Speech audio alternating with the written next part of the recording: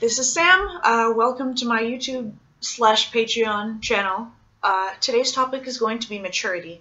Not physical maturity, of course, but emotional and mental maturity. So, I think this is an important topic because as a younger, when I was a kid, I had a lot of adults tell me that I'm so mature for my age and this and that because of the way I spoke. I think it was mostly because I was always polite and quiet. So the quieter you are, people, I guess, figure that you're a better person because they enjoy being around you because you don't have opinions. I think of maturity as being the ability to put yourself in somebody else's shoes and really understand where they're coming from.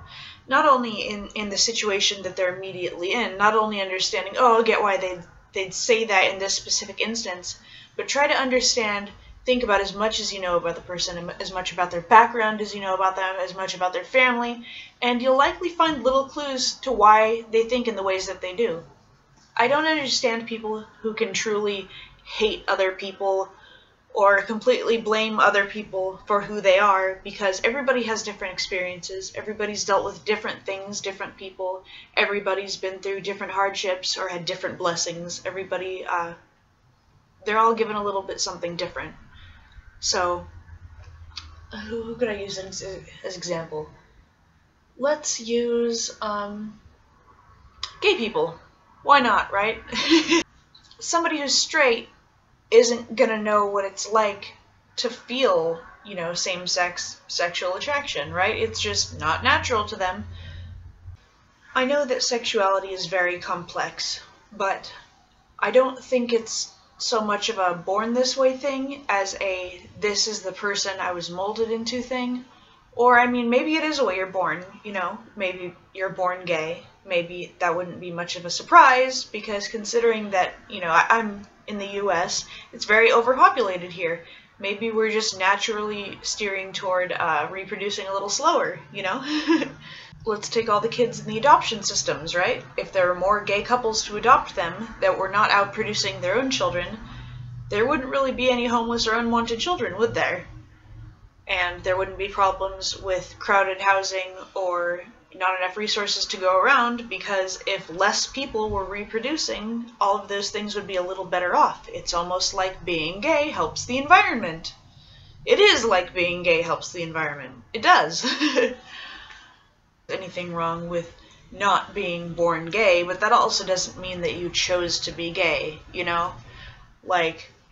let's say if I grew up with a terrible male role model, as a father, and I had nothing but good female role models, and let's just say that the life of a straight person looked sad and boring and terrible, and, I just didn't want to grow up as a straight woman, subconsciously. Maybe I saw, my mother working every day, scrubbing the counter and doing laundry and being absolutely miserable and being bullied by this horrible father figure.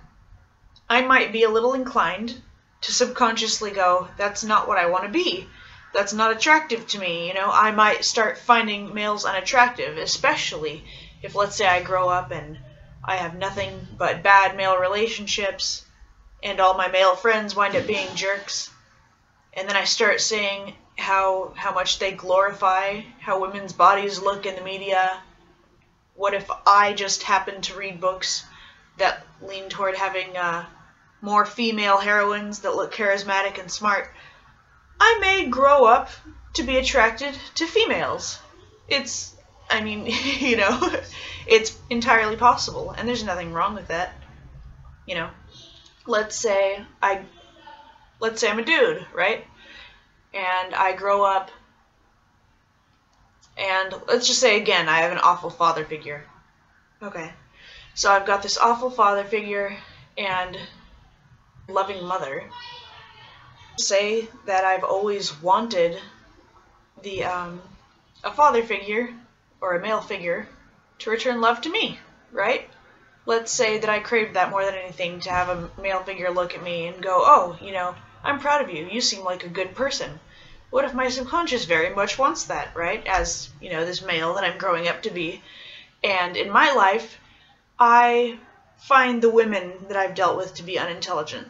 Let's just let's just say that the only woman that I really respect is my mother. Let's say that all my female friends have been kind of dumb or, disrespectful or not very kind people. Let's say that I mostly had positive role models other than that, that approving father figure that I never got.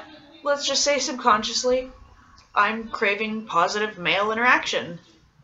Maybe that's not all decided for us. Maybe it's part of our upbringing. But I think the hardest part of maturity is thinking that somebody is just, that they want a more difficult life.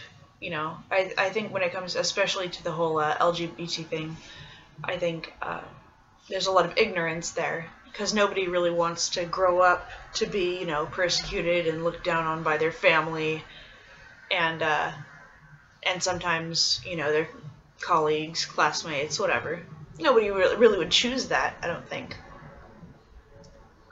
Let's say I grew up a straight person, male or female. Let's say I grew up and I didn't really hate either of my parents. I didn't really have a way stronger emotional bond with one or the other. Let's just say that I'm sure there are millions of variations of, interactions, because, everybody has a different perspective. Everybody, even if they spend their entire lives growing up next to each other, have a different perspective. Everybody sees a different thing. Everybody has a little bit of a unique experience. So, let's just say that I'm this stereotypical straight person, and I grew up with parents that get along, not really hating, despising, or feeling like I'm lacking anything from either gender. Let's just say I grow up totally normal, and suddenly I see gay people everywhere, and, my family teaches me that it's a sin, or that it's unnatural, or that it's gross.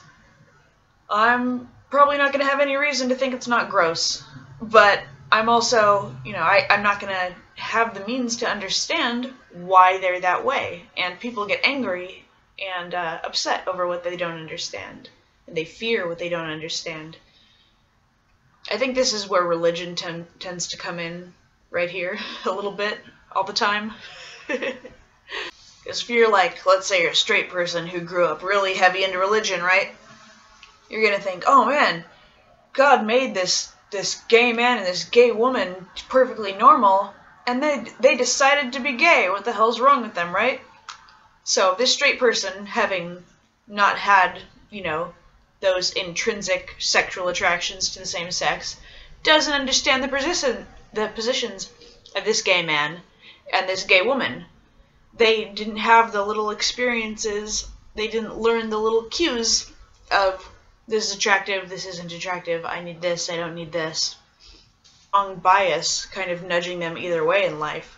And of course it's not a conscious decision like, oh, I'm going to enjoy looking at vaginas or something, or I'm going to enjoy looking at penises. I'm sure everybody would agree, you're either into it or you're not. It's not something that you can decide, alright, I guess I'm going to like that now. It's a natural process. But somebody who's never experienced anything outside of their own natural process, somebody who hasn't considered why other people might be the way they are, they're lacking that maturity. Let's say you're a kid whose parents are living under the poverty line. Let's say your school reflects that. Let's say the wages of your teachers reflect that. Let's just say you grow up in a poor area. Okay? Or rather, let's say I grew up in a poor area. So, if I grew up in a poor area, I, walk to school. Okay, I'm already feeling a little disheartened because my parents are miserable, because we're in poverty. They're probably working several jobs. They're probably very unhappy with themselves and each other. So there's probably a little familial tension. Already I'm at a disadvantage, because I think the easier things are with your family, the more they're willing to support you, the better a chance you're going to have when you grow up. So let's say you're a kid, in poverty, and you're getting to school, and your teacher doesn't seem to be as interested in their lecture. They aren't as interested in making sure that they get to every student because, classes are overcrowded, everybody's poor, so they've all got to go to the same public school because the state isn't really funding many more in the area.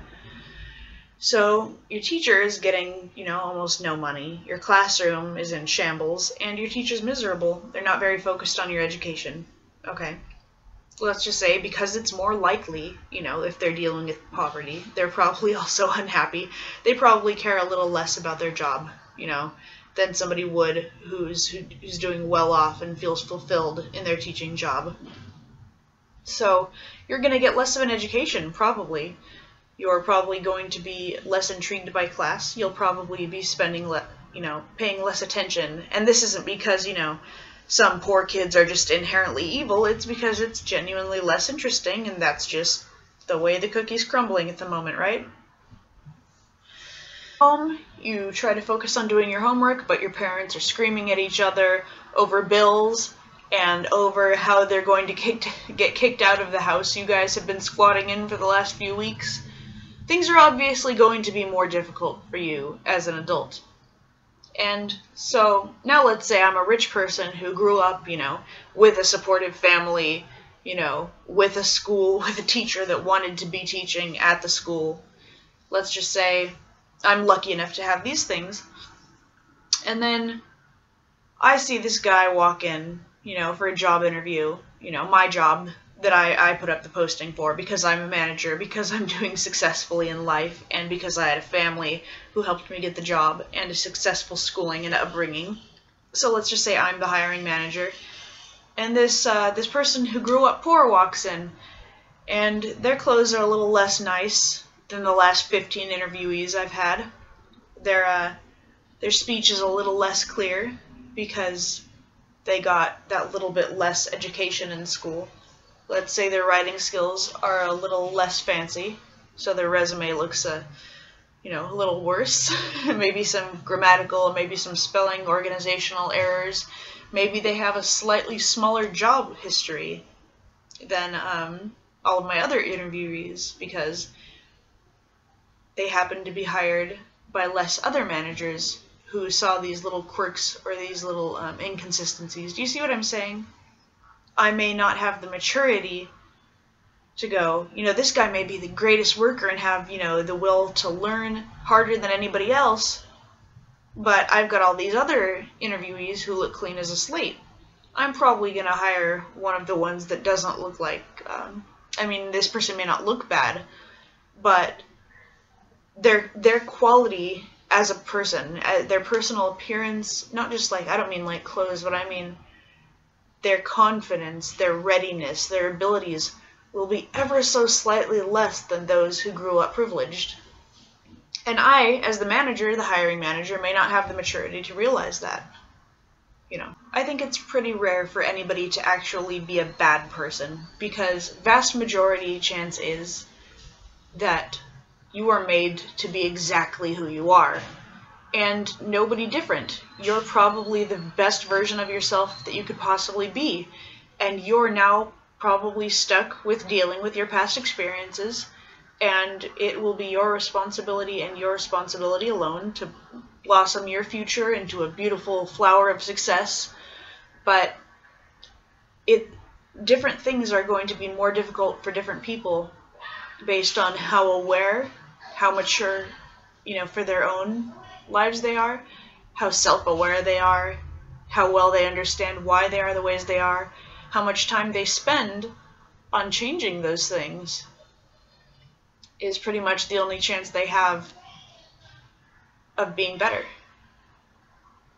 Just because somebody isn't what you'd view as the best version of what they could be doesn't mean they haven't been trying their entire lives. You need to have the maturity to understand that no matter how small or minimal, there may have been a resource that they didn't get that made that thing just that much more unobtainable for them. You need to have the maturity to understand that everybody is pretty much the way they are for a reason.